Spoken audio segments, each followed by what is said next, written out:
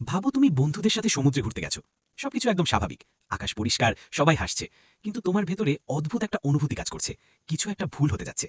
এই গল্পের প্রধান চরিত্র জেস। সে একজন সিঙ্গেল মাদার, তার ছোট ছেলে টমি আছে। মুভির শুরুতেই আমরা বুঝতে পারি জেস মানসিকভাবে একটু অস্থির।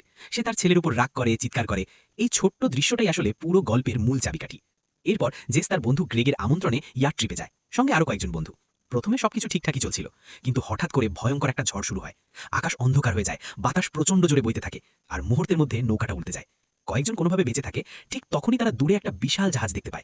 মনে হয় যেন ওটাই তাদের একমাত্র আশ্রয়। তারা সাঁতরে সেই জাহাজে উঠে পড়ে। জাহাজটার নাম এওলাস। কিন্তু ভিতরে ঢুকেই তারা বুঝতে পারে কিছু একটা অস্বাভাবিক। পুরো জাহাজ ফাঁকা, কোথাও কেউ নেই। কিন্তু টেবিলে খাবার সাজানো, কাপের ভিতরে গরম চা, ঘড়ি থেমে আছে একই সময়। যেন সময় এখানে বন্ধ হয়ে গেছে। যে হঠাৎ বলে ওঠে, আমি আগে এখানে এসেছি। কিন্তু সে কিভাবে আগে আসবে? সে তো প্রথমবার এখানে এসেছে। তারপর শুরু হয় আসল ভয়ঙ্কর ঘটনা।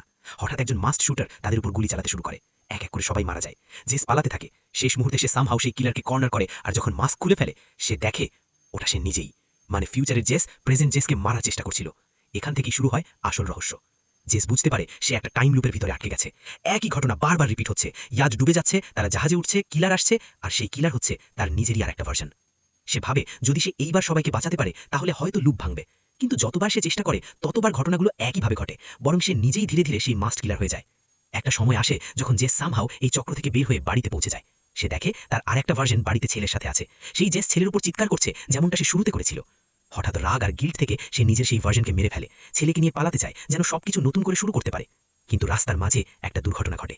গাড়ি ক্র্যাশ করে, তার ছেলে টমি মারা যায়। জেস শকে পড়ে যায়। তখন একটা মিস্টিরিয়াস ট্যাক্সি ড্রাইভার তাকে জিজ্ঞেস করে, you will be back right? Jess বলে, ইয়েস। ড্রাইভার হালকা হেসে বলে, I will see you again. এই মুহূর্তে আমরা বুঝতে পারি জেস আসলে মারা গেছে। সে বেঁচে নেই, সে নিজের গিল্ট আর শাস্তির এক এন্ডলেস লুপে আটকে গেছে। সে আবার ইয়ার ট্রিপে ফিরে যায়। আবার ঝড় হয়, আবার জাহাজ, আবার কিলার।